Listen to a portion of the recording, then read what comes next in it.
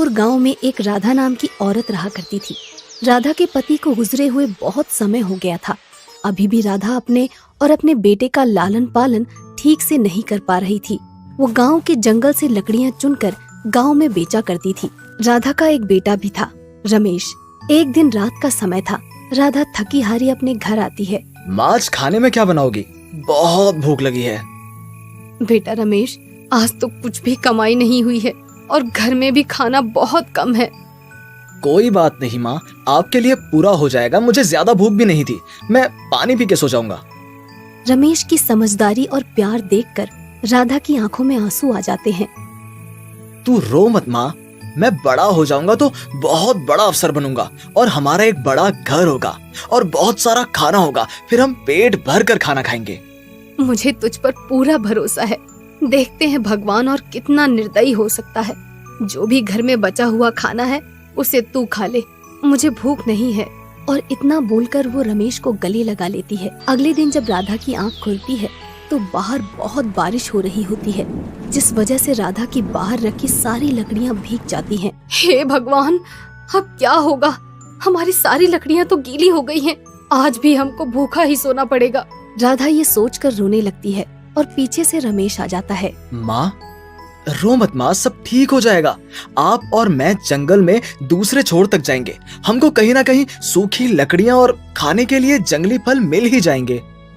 नहीं नहीं, सुना है वहाँ पर एक शेर रहता है जो इंसानों को उठाकर ले जाता है और उसे बेरहमी से काट काट कर खाता है। ऐसा नहीं है माँ, ये सब बस अफवाह है।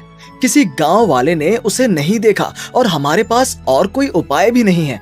हमको जाना ही होगा। कोई उस तरफ नहीं जाता, इसलिए वहाँ हमको ज्यादा लकड़ियाँ मिल जाएंगी। राधा भीगी हुई आंखों से हाँ में सर हिलाती है और दोनों जंगल की तरफ निकल जाते हैं। लेकिन जंगल में सारी लकड़ियाँ भीगी होने की वजह से उनको कुछ भी नहीं मिलता। दिन से रात हो जाती है और उनके हाथ एक भी लकड़ी नहीं लगती। बेटा, अब घर जाना ही ठीक रहेगा। रमेश, चलो घर चलते हैं। रमेश, लेकिन वहाँ रमेश नहीं होता। राधा अपने बेटे को आसपास ना पाकर बहुत डर जाती है। हे भगवान, मेरा बेटा कहाँ चला गया? रमेश, रमेश, इतने अंधेरे में मैं उसे कहाँ ढूंढूंगी? कहाँ चला गया रमेश? तब तक राधा को अपना बेटा दिख जाता है और वो अपने बेटे के पास जाती है। रमेश, ये तुम क्या कर रहे हो? माँ, मैं इधर से गुजर रहा था तो मैंने इसे देखा। ये दर्द से तड़प रहा था, इसलिए मैं इसके लिए पानी और इसके घाव के लिए कुछ जड़ी बूटी लेकर आया था। अरे, ये तो वही शेर है बेटा, जिसके बारे में गांव वाले बोला करते हैं। चल यहाँ से जल्दी चल, नहीं तो ये हमें भी मार देगा। चल बेटा चल। माँ, ये तो घायल है और आपने ही तो कहा था कि किसी को ऐसे तड़पता हुआ छोड़ना पाप होता है।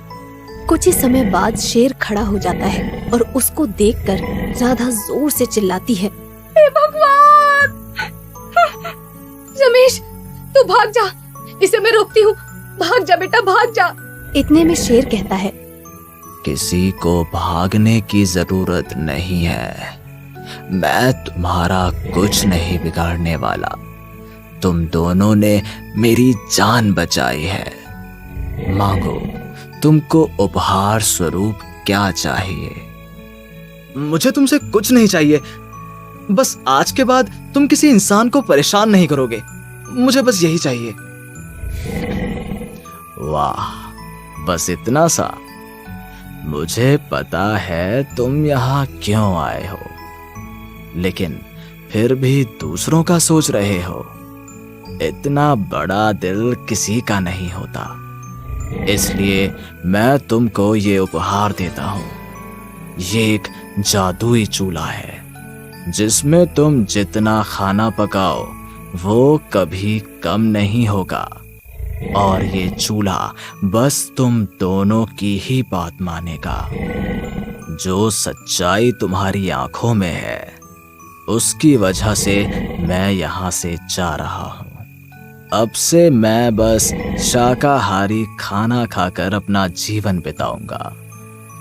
ये देखकर राधा और रमेश बहुत खुश हो जाते हैं और शेर को हाथ जोड़कर अलविदा कहते हैं। अब हमको भूखे पेट नहीं सोना पड़ेगा। दोनों घर आते हैं और जादुई चूल्हे से अच्छा अच्छा खाना मांगते हैं और भर पेट स्वादिष्ट पकवान खाते हैं। कुछ समय बाद राधा सूखी लकड़ियां लाना बंद कर देती है और पूरी तरह से जादुई चूल्हे पर निर्भर हो जाती है।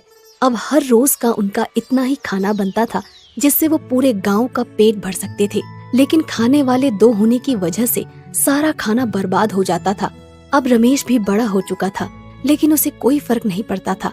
घर में भरपेट खाना होने की वजह से उसे किसी चीज की चिंता ही नहीं थी। राधा को उसकी चिंता सताने लगती है।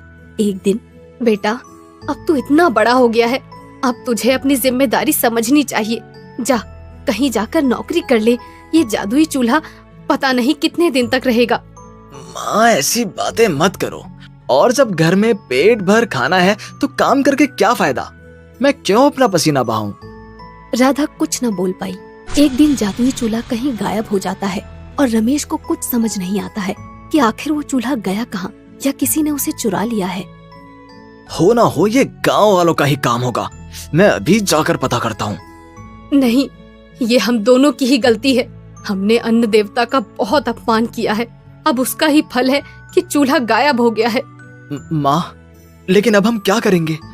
आपने ठीक कहा था कि मुझे कुछ काम कर लेना चाहिए, नहीं तो हमारी हालत अब पहले जैसी ही हो जाएगी। आप भी बूढ़ी हो गई हो, अब मुझे ही कुछ करना होगा। मैं आज ही शहर जाकर कुछ काम करता हूँ। आप चिंता मत करो माँ, हम बिना चूल्हे के भी अब खुश ही रहेंगे। रमेश जल्द ही शहर चला जाता है और अच्छी नौकरी करके पैसा कमाकर कुछ समय बाद गांव वापस आता है। उन पैसों से वो अपने घर की मरम्मत करवाता है। साथ ही रमेश अपनी माँ के लिए बहुत अच्छी साड़ियाँ भी लेकर आता है। राधा ये सब देखकर बहुत खुश होती है। तू कामयाब हो गया मेरे बच्चे, मुझे और क्या चाहिए? ये जादुई चूल्हा मैंने ही छुपाया था। लेकिन क्यों माँ? सब कुछ अच्छा चल रहा था, फिर चूल्हा छुपाने की क्या जरूरत थी? मुझे पता था कि तू एक दिन बहुत काबिल इंसान बनेगा, लेकिन सब कुछ आसानी से मिल जाने की वजह से तुझे किसी चीज की कदर नहीं रही। बस इसीलिए मुझे ये करना पड़ा। और देख, आज तू कितना काबिल इंसान बन गया है। ये आपने सही कहा माँ। अब मैं आपकी और अपने घर की जिम्मेदारी अपने कंधों पर ले सकता हूँ। लेकिन इस जादुई चूल्हे का अब क्या कर सकते हैं? हम एक काम करते हैं, इस चूल्हे से अब से जो भी खाना बनेगा उसे गरीबों में बांट देंगे। इससे सबका पेट भी भरेगा और जादुई चूल्हे का खाना बर्बाद भी नहीं होगा। राधा को उसका विचार बहुत पसंद आया और दोनों ने ऐसा ही किया, जिससे उनका पूरा गांव खुशहाली से भर गया और गांव वालों से दोनों माँ बेटों को बहुत सारी दुआएं मिलती।